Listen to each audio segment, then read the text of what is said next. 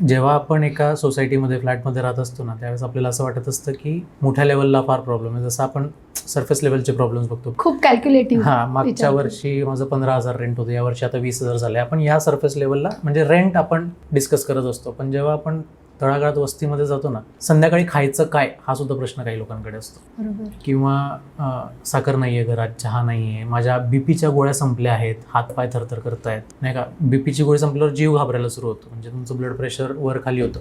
बरोबर. आणि ते 15-30 रुपये सुद्धा बीपीची गोळी आणायला नाही आहेत, असे घर आहेत. त्यामुळे मी बऱ्याच लोकांना सांगत असतो, तुमची परिस्थिती जर तुमच्याकडे 2 वेळचं जेवण, अंगावर कपडे आणि डोक्यावर छत आहे, तर तुम्ही खूप समाधानी असलं पाहिजे. तुम्ही सुखी आहात. येस, खरं तर.